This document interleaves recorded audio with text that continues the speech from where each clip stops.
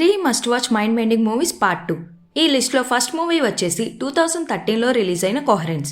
కొంతమంది ఫ్రెండ్స్ కలిసి డిన్నర్ చేస్తున్న టైంలో ఒక కామెట్ పాస్ అవ్వడంతో పవర్ కట్ అవుతుంది. ఇక అక్కడ నుంచి కొన్ని స్ట్రేంజ్ ఈవెంట్స్ జరుగుతుంటాయి. ఆ తర్వాత ఏమైంది అనేది ఈ మూవీ చూసి మీరే తెలుసుకోండి. సీరియస్లీ ఈ మూవీని అయితే అస్సలు మిస్ అవ్వద్దు. ఖాళీ దొరికినప్పుడు ఒకసారి ట్రై చేసేయండి.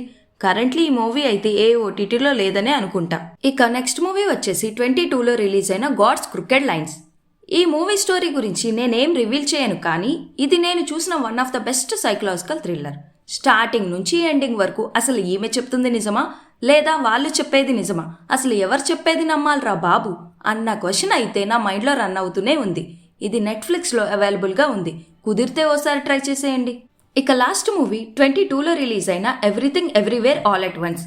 ఎవెలిన్ అనే ఆవిడ డిఫరెంట్ డైమెన్షన్స్లో ఉన్న ఆమె వేరియంట్స్ని యాక్సెస్ చేయగలదు. అయితే ఈ పవర్ని యూజ్ చేసుకొని ఆమె మన ప్రపంచాన్ని కాపాడాలి. అది ఎలా అనేది తెలుసుకోవడానికి మూవీని చూడాల్సిందే. ఇదైతే పిచ్చ క్రేజీ మూవీ. దీన్ని మాత్రం అస్సలు మిస్ అవ్వకండి.